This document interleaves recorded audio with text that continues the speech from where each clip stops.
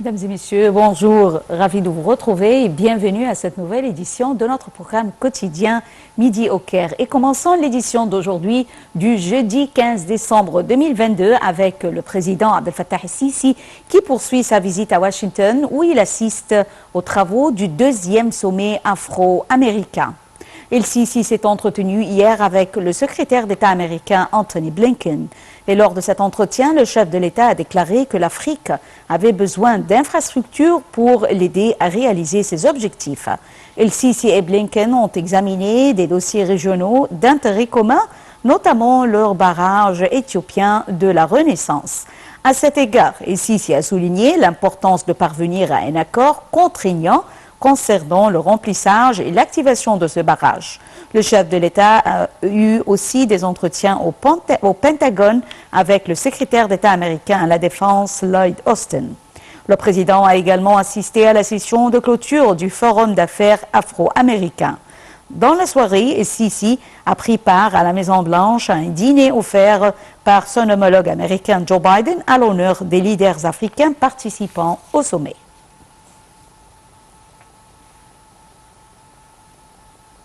Le président Abdel Fattah el-Sisi a reçu hier au siège de sa résidence à Washington les membres du Rassemblement des Amis de l'Égypte au Congrès américain des deux partis républicains et démocrates. Le chef de l'État a aussi eu un petit déjeuner de travail avec un nombre de dirigeants républicains à la Chambre des représentants des États-Unis. Les détails avec Perihem Farou. Le président Abdel Fattah el-Sisi a souligné que les relations datant de plusieurs années entre l'Égypte et les États-Unis sont stratégiques, faisant état du grand souci de l'Égypte de renforcer tous les aspects des relations bilatérales dans le cadre du respect mutuel et d'intérêts communs. Ces propos ont été tenus mercredi après l'accueil par el-Sisi à sa résidence à Washington des membres du Rassemblement des Amis de l'Égypte au Congrès américain des deux partis républicains et démocrates. Ces derniers ont exprimé leur reconnaissance pour la profondeur de la coopération entre les deux pays, soulignant la grande importance accordée par les États-Unis aux relations avec l'Égypte. Ils ont également valorisé le rôle constructif de l'Égypte dans la lutte contre le terrorisme. La réunion a porté sur les moyens de renforcer les relations bilatérales dans de nombreux domaines et sur les développements actuels sur les scènes régionales et internationales.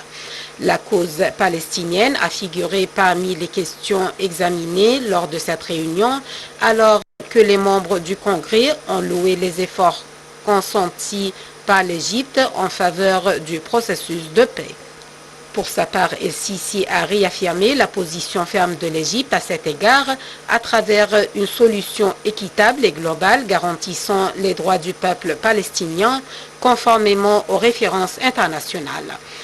El-Sisi a par ailleurs affirmé son souci de communiquer avec les différents cercles décisionnels aux États-Unis dans le cadre de la coordination et de la concertation entre les deux pays amis sur diverses questions, et ce, lors d'un petit déjeuner de travail tenu au siège de sa résidence à Washington avec un nombre de dirigeants républicains à la Chambre des représentants des États-Unis.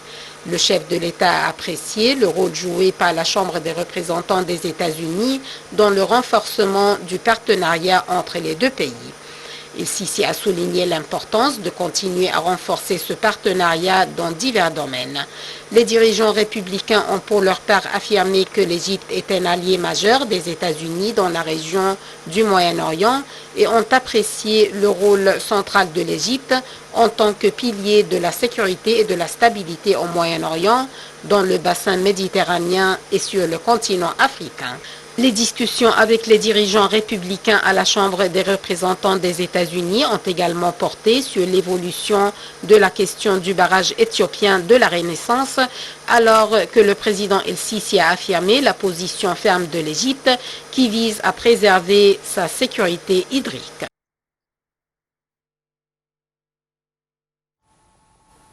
Et j'ai le plaisir d'avoir avec moi en ligne Dr Moustapha Rida, analyste politique, qui va nous jeter la lumière sur ce sujet. Bonjour Dr Moustapha Rida. Bonjour à vous. Bonjour. Tout d'abord, le président Abdel Fattah el-Sisi assiste à la tenue de la conférence US Africa Leaders Summit, sommet international qui rassemble pour 3 jours l'ensemble des chefs d'État africains à Washington. Un sommet censé revitaliser les relations avec l'Afrique. Tout d'abord, comment voyez-vous les relations entre l'Égypte et les États-Unis en ce qui concerne le dossier africain et quelle est l'importance de ce sommet et bien sûr à ce moment? Certainement, cette visite est très très importante parce que comme vous savez, le président Abdel Fattah el-Sisi a donné beaucoup de pouvoir et d'actifs positifs pour avoir des relations avec le continent africain, qui était négligé malheureusement au passé, mais de l'exception de Dr Boutros Ghali qui a fait beaucoup d'efforts pour avoir des relations avec les pays africains. Mais après ça, on a vu pas beaucoup d'importance. Mais maintenant, le président a donné beaucoup d'importance pour les pays africains. Et certainement, ça nous donne un pouvoir que ça va donner beaucoup de chances pour avoir des relations économiques et politiques avec les pays africains. De l'autre côté aussi, les relations avec la relation avec les États-Unis est très très bien, parce que comme vous voyez, les États-Unis ont donné beaucoup de support pour ce domaine-là, le domaine africain. Et ça, c'est, si vous voyez, que Washington a pris le pas pour faire cette conférence-là. Ça donne une indication, un message que les États-Unis est très, très concernés avec l'Afrique, parce que maintenant, il y a beaucoup des chances potentielles dans le continent africain, qui est négligé aussi par l'Ouest. Mais maintenant, avec tous ces changements, et certainement avoir une coopération avec les pays africains, ça va donner un domaine économique et politique aussi pour les États-Unis et pour l'Égypte aussi. Docteur Moustapha Reda, alors l'Afrique jouit d'énormes ressources naturelles et humaines. Alors, comment l'Afrique pourrait-elle profiter adéquatement de ces richesses et quel sera le rôle des États-Unis en ce qui concerne ce sujet? Certainement, le rôle des États-Unis, ce sera d'élever, dans 2 domaines, élever les ressources humaines, parce que comme vous savez, les personnels là-bas ne sont pas très qualifiés pour avoir un plan de développement. De l'autre côté, c'est transférer la technologie américaine et peut-être la main-d'œuvre égyptienne aussi, qui est très professionnelle, pour assister les pays africains. C'est très très important. De l'autre côté aussi, l'Afrique va bénéficier, parce que certainement, elle va élever ses ressources humaines. Elle a beaucoup de ressources qui ne sont pas exploitées et certainement ça va nous donner une chance pour avoir une coopération dans beaucoup de domaines, comme je vous ai dit au passé. Le président américain Joe Biden a promis la collaboration avec le G7 en fournissant 600 millions de dollars en faveur des pays en développement. Selon vous, est-ce que les États-Unis essayent, après notamment la COP27, de se rapprocher de l'Afrique, notamment après de longues années de négligence, comme vous l'avez mentionné? Certainement, il y aura une coopération, comme je vous ai dit maintenant, parce qu'il y a beaucoup de maintenant, la concentration, ce sera pour l'Afrique. Certainement, comme vous voyez, la Chine maintenant est un compétiteur pour les États-Unis. Maintenant, les États-Unis vont ouvrir notre porte. C'est le porte africain, qui est très très important, qui a beaucoup de ressources. Je vais vous donner 2 exemples. Au Soudan, il y a beaucoup de domaines pour l'agriculture. Il y a beaucoup de terrains là-bas qui sont prêts pour l'agriculture et qui peuvent nous donner la nourriture pour le Moyen-Orient. De l'autre côté, aussi d'autres pays, il y en a des domaines pétroliers. Alors certainement, les États-Unis ont beaucoup d'experts dans le domaine pétrolier et dans le domaine du gaz. Ça sont deux exemples que je vais vous dire que les États-Unis peuvent donner peut-être l'assistance technique. Je tiens à vous remercier infiniment, Dr Mustafa Reda, analyste politique, pour ces explications. Et enchaînons cette édition avec le Premier ministre Dr Moustapha Madbouli qui a tenu hier une conférence de presse au siège du gouvernement à la nouvelle capitale administrative. Madbouli a affirmé avoir chargé les institutions de l'État de contrôler les prix sur les marchés. Il a donné ses directives de fixer les prix des marchandises d'une manière tangible dans un délai de 2 semaines. Madbouli a ajouté que le gouvernement doit prendre des mesures strictes contre les délinquants comme la clôture des magasins et la confiscation des marchandises. Madbouli a tenu cette conférence de presse à l'issue de la réunion hebdomadaire du cabinet ministériel. Lors de cette réunion, le chef du gouvernement a déclaré que l'État doit avoir des plans et des alternatives lui permettant d'agir, étant donné des prévisions concernant l'éventuel prolongement de la crise russo-ukrainienne. Il a jugé impératif d'agir à divers niveaux pour attirer davantage d'investissements étrangers dans les secteurs ciblés et leur assurer un climat propice. Le Premier ministre Dr Moustapha Madbouli s'est rendu hier à El Ismaïlia pour suivre les travaux en cours des 2 projets de la Cité des vaccins et de la biotechnologie, ainsi que de la société de fabrication des pansements médicaux modernes mis en place par le service des projets El Wataniya relevant des forces armées en coopération avec le secteur privé. Au cours de sa tournée, Dr Madbouli a indiqué que l'État avait déployé des efforts en vue d'assurer à tous les citoyens les vaccins anti-Covid-19 conformément aux directives du président El-Sisi. Il a souligné que l'État avait traité le dossier de vaccins comme une stratégie nationale et qu'il avait investi énormément dans l'infrastructure médicale au cours des dernières années.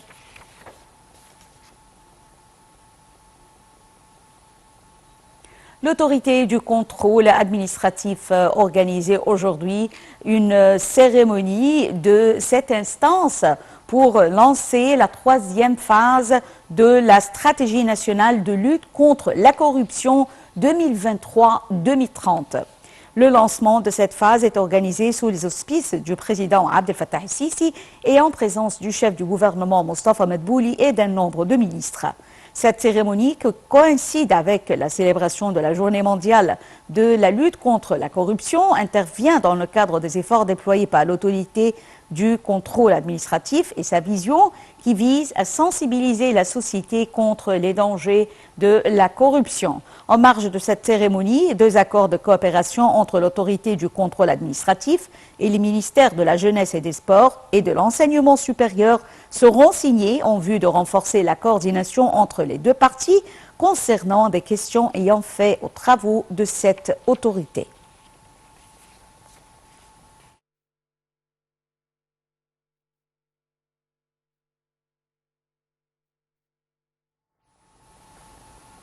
Et au cours de la 10e saison des fouilles de la mission archéologique égyptienne exploitant la tombe de Gerza au Fayoum, la mission a réussi à mettre au jour un immense édifice funéraire de l'époque ptolémaïque et romaine, ainsi qu'un certain nombre de modèles de portraits du Fayoum.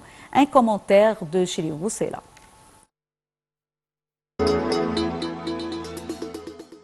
Au cours de la 10e saison de fouilles de la mission archéologique égyptienne exploitant la tombe de Girza au Fayoum, la mission a réussi à mettre au jour un immense édifice funéraire de l'époque ptolémaïque et romaine, ainsi qu'un certain nombre de modèles de portraits du Fayoum. Le secrétaire général du Conseil suprême des Antiquités, Dr Mostafa Waziri, a expliqué ce qui a été découvert sur le site démontre la diversité et la différence dans la précision et la qualité du processus de momification aux époques ptolémaïques et romaines qui indique le niveau économique du défunt allant de l'embaumement de haute qualité aux enterrements de nature simple. Notons qu'une rare statue de la déesse Isis Aphrodite a également été retrouvée dans une sépulture à l'intérieur d'un cercueil en bois, en plus d'un groupe de documents en papyrus. Le bâtiment découvert est immense et construit dans le style des maisons funéraires avec un sol en mortier de chaux coloré et décoré de tuiles alternées.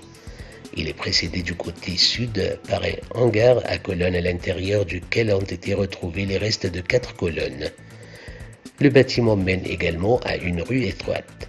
Les portraits de momies, ou ce qu'on appelle les portraits du Fayoum, sont parmi les découvertes archéologiques les plus importantes trouvées au cours de la saison en cours, car les modèles découverts sont les premiers trouvés depuis la découverte des derniers portraits trouvés par l'archéologue anglais Flinders Petrie il y a plus de 115 ans.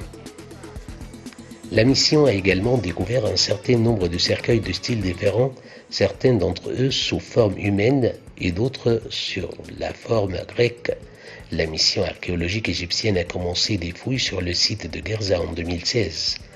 Durant cette période, elle a réussi à découvrir de nombreuses découvertes archéologiques immobilières et mobiles qui représentent les principales caractéristiques de ce site distingué, représenté dans de nombreuses tombes qui reflètent à la fois l'évolution architecturale du IIIe siècle avant Jésus-Christ jusqu'à la fin du IIIe siècle après Jésus-Christ, ainsi que le mélange d'architecture et d'artefacts entre la civilisation de l'Égypte ancienne et grecque.